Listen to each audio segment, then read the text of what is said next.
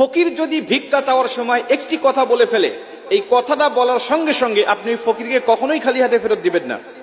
যদি তারা ভিক্ষা চাওয়ার সময় কোথাটা কোনোভাবে বলে ফেলে, আপনি তাকে অবশ্যই কিছু দিবেন যদি আপনার সামর্থ্য থাকে। তাকে না দিয়ে আপনি কখনো বিরত থাকবেন না।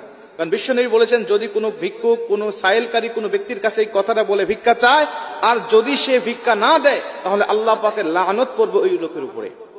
ও না দেওয়ার কারণে তার উপর লানত পড়বে, সে গুনাহগার হবে, সে পাপী হবে। এজন্য এই বিষয়টা আমাকে জানতে হবে। কারণ আমরা রাস্তাঘাটে বের হলেই আমাদের পাশে, আশেপাশে, চতুর্দিকে কিন্তু ফকির মিসকিন সব সময় আমাদের পাশে আসে, আমাদের কাছে ডাকে এবং আমাদের কাছে চায়। আমাদের কাছে চাওয়ার সময় এই কথাটা অনেক ফকির আমাদের কাছে বলে ফেলে। আমরা অনেক মানুষ আছি তাদেরকে দেই না, বরং দেই না তো অনেক মানুষ আছে তাদেরকে এতটা কষ্ট দিয়ে কথা বলে, যে কষ্ট পাওয়ার পরে অনেক ফকির আছে যারা প্রকৃতপক্ষেই অভাবী, যারা খুব কষ্টে পড়ে, দুঃখে পড়ে আসছে, মানুষের কাছে হাত পাচ্ছে। এদের কাছে যখন কোনো মানুষ গালমন্দ করে কোনো কথা বলে, তারা দু চোখ দিয়ে শুধু পানি বেয়ে ছেড়ে দেয়, কিছুই করতে পারে না। আমাদের সমাজে অনেক মানুষ আছে যারা প্রকৃতপক্ষেই পেটের দায় তারা ভিক্ষা করে।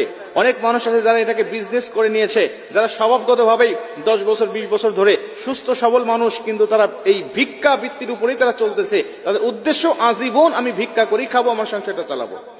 অনেক মানুষ আছেন এমন যারা ভিক্ষা করে, যাদের বাড়ি ঘর অনেক বেশি, যারা ঢাকা ফ্ল্যাট কিনেছেন, যারা গ্রামে অনেক বড় বড় বাড়ি করেছেন, যাদের অনেক রকম অনেক উন্নতি তারা করে ফেলেছেন, কিন্তু তারা তারপরেও তারা যেন কোনো ব্যবসা করছেন না, বা কোনো কাজ করতেছেন না, বা নিজের পায়ে দাঁড়ানোর চিন্তা করতেছেন না, ভাবতেছেন যে এইভাবেই আমার জীবনটা কাটাবো।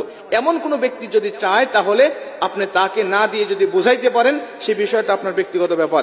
কিন্তু প্রকৃতপক্ষে যারা অভাবী, দুঃখী, এরা যখন আপনার কাছে চাইবে আর এই কথাটা বলবে, সেই কথাটা কি? আল্লাহ রাসূল সাল্লাল্লাহু আলাইহি ওয়াসাল্লাম বলছেন, যেই ব্যক্তি তোমার কাছে ভিক্ষা চাইবে আল্লাহর রাস্তে, বলবে যে আল্লাহর রাস্তে আমাকে কিছু দান করেন, তখন তুমি ওই ব্যক্তিকে ফেরত দিবে না। কারণ যেই ব্যক্তি আল্লাহর রাস্তে কোনো কিছু কোনো মানুষের কাছে চায়, ওই ব্যক্তির উপরেও লানত